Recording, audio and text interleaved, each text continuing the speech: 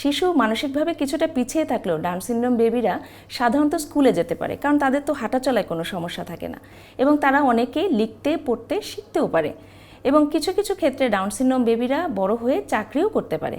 Down syndrome বেবিরা সাধারণত দেখা যায় হাসি খুশি প্রকৃতির এবং মিশুক হয়ে থাকে এবং তারা সামাজিকতাতেও অংশগ্রহণ করে। কিন্তু যেহেতু কিছু নিউরোলজিক্যাল প্রবলেম অনেক সময় হয়ে থাকে ডাউন সিনড্রোম বেবিদের, যেমন অটিজম কিংবা খিঁচুনির সমস্যা, সেজন্য শিশুকে অবশ্যই প্রথম অবস্থাতেই নিউরোলজিস্টের তত্ত্বাবধানে থাকতে হবে, তাহলে বোঝা যাবে যে শিশু এই ধরনের কোনো লক্ষণ ডেভেলপ করছে কিনা। দেখা যায় যে মায়ের বয়স বৃদ্ধির সাথে সাথে ডাউন সিনড্রোম হওয়ার ঝুঁকি বেড়ে যায়। সাধারণত আমরা দেখি যে 25 বছর বয়সে যে মা হচ্ছেন তার দেখা যায় প্রতি 1350 জনে একজনের ঝুঁকি থাকে ডাউন সিনড্রোম হওয়ার। সেই ঝুঁকিটি কিন্তু 35 বছর বয়সে এসে প্রতি 400 জনে একজন এবং 40 বছর বয়সে এসে প্রতি 100 জনে একজন হয়ে যায়। কাজে আমরা বুঝতে পারছি যে বয়সের সাথে সাথে ঝুঁকি বেড়েই চলে। তবে একদম তরুণ মায়ের ক্ষেত্রে যে হবে না তা নয়, সেটিও কিন্তু হতে পারে।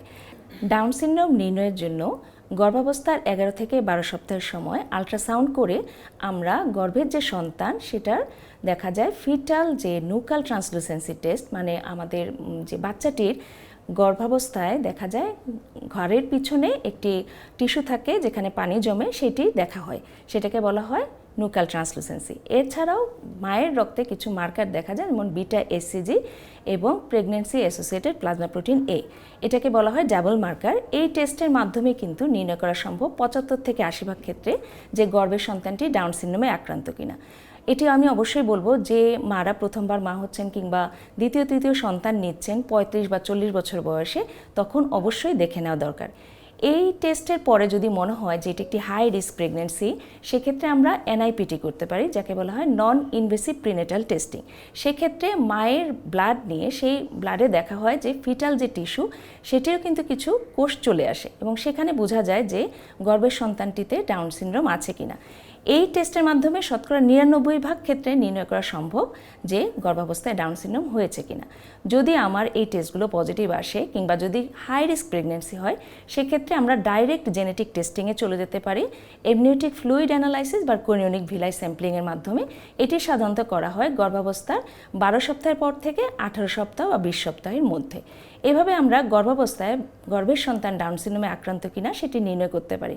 এটি প্রযোজ্য হবে তাদের ক্ষেত্রে সাধারণত 35 বছরের পর যারা মা হচ্ছেন এবং যার আগের সন্তান ডাউন সিনড্রোমে আক্রান্ত আছে কিংবা পারিবারিক কোনো ট্রান্সলোকেশনের জন্য যদি কোনো হিস্ট্রি থেকে থাকে। পরিশেষে বলবো, শিশুর ডাউন সিনড্রোম থাকলেই হতাশ হওয়ার কিছু নেই।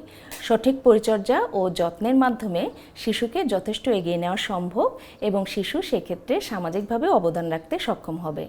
আর একটি গুরুত্বপূর্ণ কথা হচ্ছে যে যেহেতু এখন বাংলাদেশেই ডাউন সিনড্রোম গর্ভাবস্থায় নির্ণয় করা সম্ভব, কাজে হাই রিস্ক প্রেগনেন্সি থেকে থাকলে অবশ্যই গর্ভাবস্থায় এই রোগটি নির্ণয়ের সুযোগ নিন এবং এই বিষয়ে অতি সত্বর অভিজ্ঞ চিকিৎসকের পরামর্শ নেবেন।